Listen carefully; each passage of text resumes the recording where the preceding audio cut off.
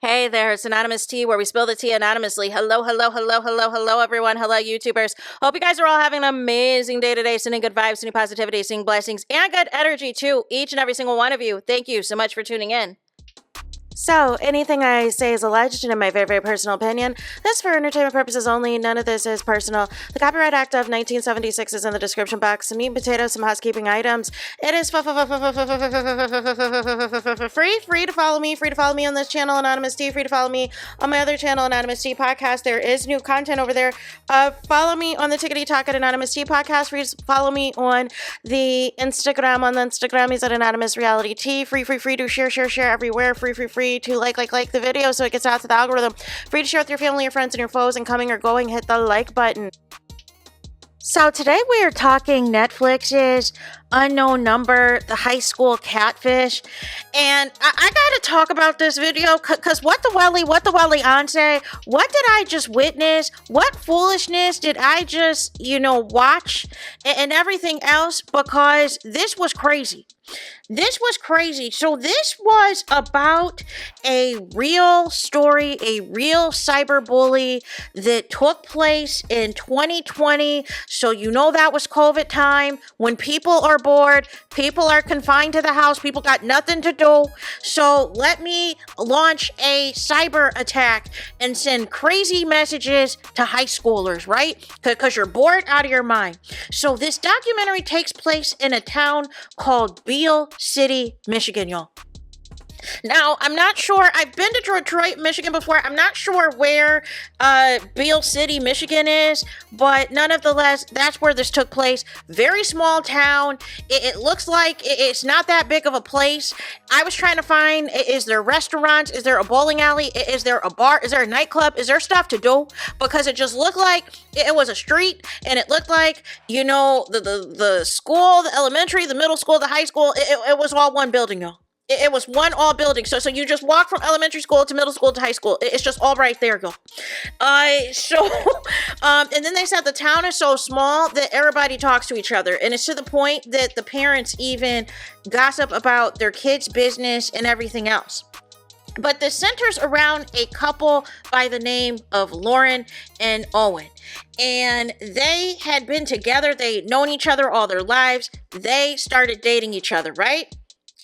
And so out of the ordinary, they started receiving these random text messages from an unknown number. And it was very disturbing numbers, right? So, and then it stopped for a while.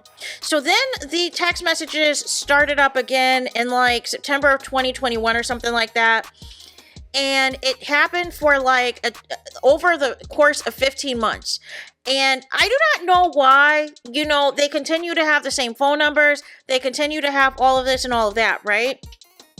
But it was so many threats.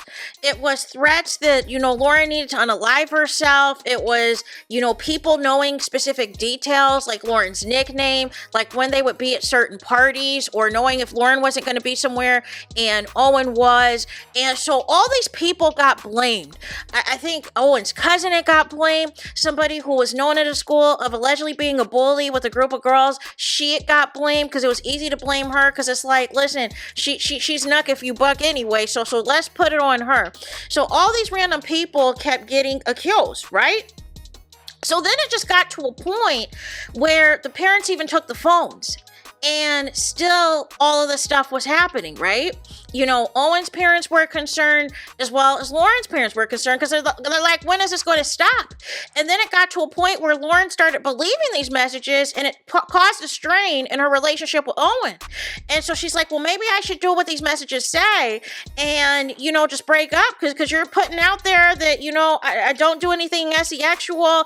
And it's like, the girl's 13. Like, what are we doing? It was very crass. It was very disturbing. It was disgusting. It was inappropriate. And it really seemed like, to me, the person hated Lauren and wanted her out the way so they could have access to Owen.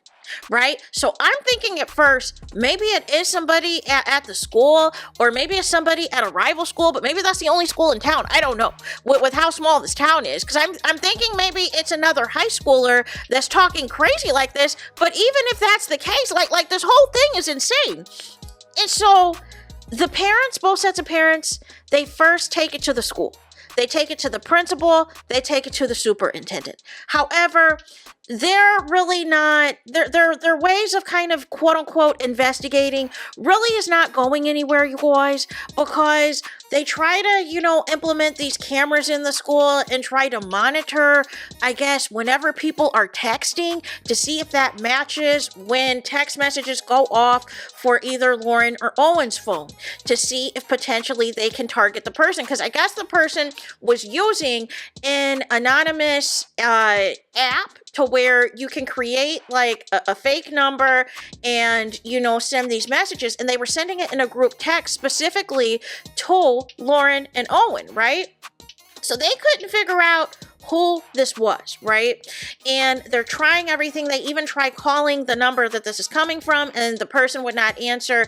And then they would respond via text message to the text group and be like, listen, you can't stop me. I'm going to continue going, da-da-da-da-da-da-da-da, right? So it gets to a point where the parents are not happy with the school. And they're not happy with the investigation or lack thereof because basically they're turning up one empty. They're turning up one empty in terms of finding an actual suspect, right? They've interviewed all these students. Nothing's making any sense, right? So then they go down the route of maybe it's somebody on the basketball team because Lauren played basketball and somebody knew specifically like what her stats were and saying she wasn't good enough or she didn't have a good game and just all of these insults. Like it was really disgusting. And so they were trying to go that route. So then it gets to the point they escalate. The parents decide, let's escalate this and go to the police. So they escalate this, they go to the police, but they run into a DEA end with the police because some of the parents involved in this situation are cool with the police. So if you have a conflict of interest with the police, you can stall the investigation if potentially you might be involved, right? But I wasn't thinking it could be one of the parents at first, right? I was still thinking it's still one of these kids, right?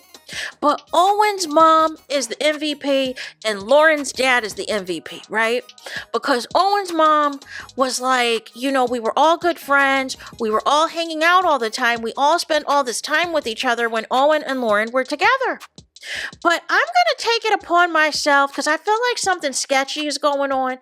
I'm going to do my own independent thing and I'm going to involve the FBI. I'm going to take this to the FBI. And so what happens when they go to the FBI, right? They go to the FBI and the FBI is able to look up servers, is able to look up IP addresses. And they're able to triangulate whenever text messages are going off and triangulate that and compare that against everybody in the town of who potentially it could be. Why did the number come back that it was Lauren's mom the whole time? No! What? Lauren's mom? I know you lying. I know you lying. Lauren's mom is talking crazy like this to her daughter. So once it came out that it was Lauren's mom, right? Then they call the dad to the house. They're like, you got to leave your job right now. This is an emergency. I think Lauren was already there or whatever else. The police were there. And they tell Lauren's mom first, Kendra, like this is you. This is you. You are caught red-handed. You did this, right? And so Lauren she's still trying to deny this. She's still trying to play dumb. And they're like, listen, it's your phone number. You did this. You sent these messages, right? So the dad comes in, right? And then they bring in the daughter. And while they're trying to explain to the daughter, like, what's about to happen, that her mom's about to be arrested and that she's the one that's been sending all these text messages, the mom is, like, holding on to Lauren for dear life, like, rubbing on her arm, rubbing on her leg, like trying to do that codependency stuff, trying to do that attachment, like, I'm your mother, I love you, I would never do anything to hurt you, but you send in these crazy messages. So then she's lying this whole time after being exposed. Well, I wasn't the one who sent these messages at first, but the FBI has you red-handed that it's been you the whole time. And then the dad's trying to figure out what's the tea, because how do you have all this time to send all these messages, to send all these pictures and everything else? And you're supposed to allegedly be working, and you're supposed to allegedly be working 2 jobs. And so she's like, yeah, I don't have those jobs anymore. No. So she's been unemployed all this time. And then there's been issues with the bills because Kendra was supposed to be in charge of all the bills and she was not paying the bills. So they had to move to 4 different residences. And here's the thing. If I'm Lauren's dad, I would have been concerned after moving after the first residence and I would have taken over the bills. But that's just me. Because how is it that you've moved to 4 different residences and you're getting evicted and the bills aren't being paid? Make it make sense. And y'all don't have any joint accounts or anything to where you don't see a paycheck coming in. So it's just a hot mess. So the dad is done. He is done with Kendra. He's like, listen, look at here. He's like, you don't got to go home, but you got to get the HELL up out of here. I'm going to call your parents, Kendra. I'm going to call Lauren's grandparents. They're going to come to the house. You need to pack up your bleep and get up on out of here. Shout out to the dad. And then there are people in the documentary who think that this is all a scheme that was set up by Lauren and her dad. You think it was a scheme to set up for her mom to be crazy like this? No. Because another relative of Kendra's came out and said she's always been weird. And she thinks that she's lied to the whole family for most of the marriage. And that she's always been insecure. She's had issues with her weight, I guess, potentially eating disorders or whatever else. And it's just, I'm just floored, right?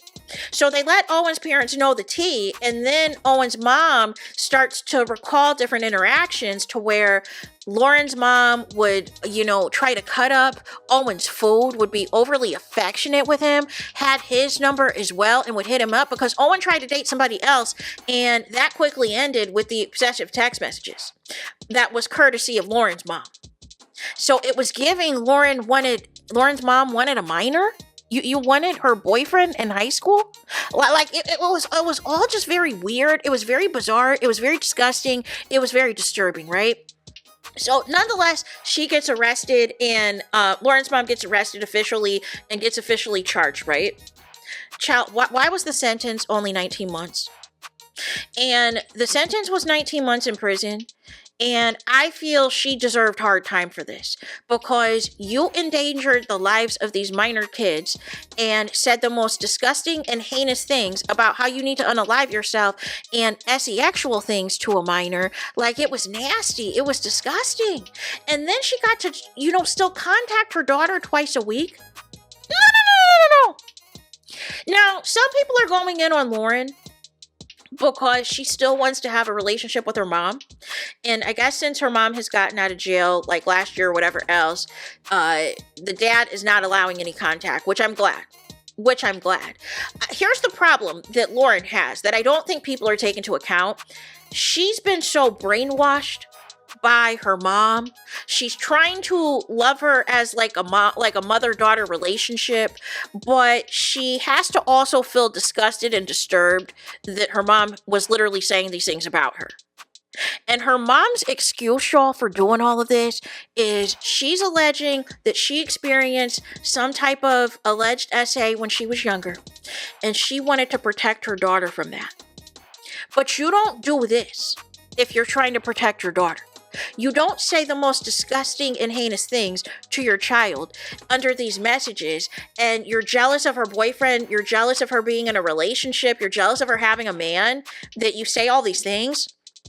And then when they do what you want and they break up and everything else, you're still attacking her. You're still saying all these things because I think she wanted her daughter gone. Because if you don't want kids in the first place, these are the things that happen. You become jealous of your child. You become jealous of your child and start to do some fugazi stuff, right? You start to be doing some wild stuff like this.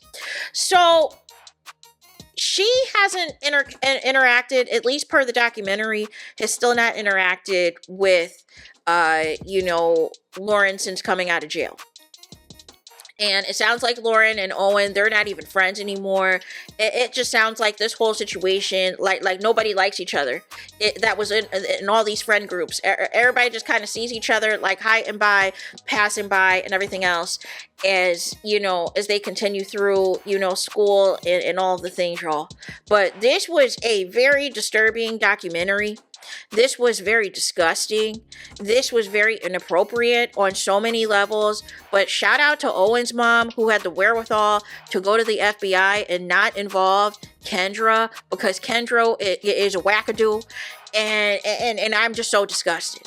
And it felt like at times they were really trying to humanize Kendra and give her all these opportunities to explain herself. And there's no explanation for what you did other than you're jealous of your own child and you're insecure about your own child and you wanted Owen. Like there's no other explanation. And I felt so bad for Lauren's dad, because it's like he's up here thinking that he's married to this woman that he's in love with and wants to spend the rest of his life with and have a family with. And she's doing something crazy. Like sending these wild text messages, lying about being employed. They're getting kicked out of all these places because the bills aren't being paid and everything else. Like, it was just crazy. But it seems like the dad and Lauren have gotten closer since all of this has happened and their relationship is unlocked. But the dad basically said, listen, look at here, like you cannot do this with your mom. So, I mean, I'm not going to be surprised. Like, whenever she turns 18 or something, she'll probably reach out to her mom and try to have a relationship with her or whatever else. But, she should have been under the jail for a significant more time than 19 months. Like this just went beyond anything I could have ever imagined. And that was a wild documentary. I didn't see it in advance because I guess some people were spoiling it on the Twitters and the Tickety Talks. I didn't venture out. I just happened, like when I'm watching Netflix or whatever else, and I usually peruse like what's the top 10 or whatever else if there's something else that might pique my interest. And at first I wasn't going to watch this, but something just told me, you know what, let me just see what this is about. And oh my goodness, was I in for a rude awakening. I had no idea that this was going to go in the direction that it went. And I had no clue it was going to be Lauren's mom all along talking crazy like this in text messages. So there is that. It is it. It is all. It is finito. It is the end of the line. It is the end of the road for this video. Please let me know your guys' thoughts in the comments. Did any of y'all see this Catfish documentary on Netflix of the crazy harassing text messages that were disgusting, disturbing, about unaliving, sexual content and all this other stuff? And it turned out to be the mom? No! It turned out to be the girl's mom the whole time. And it's just crazy, man.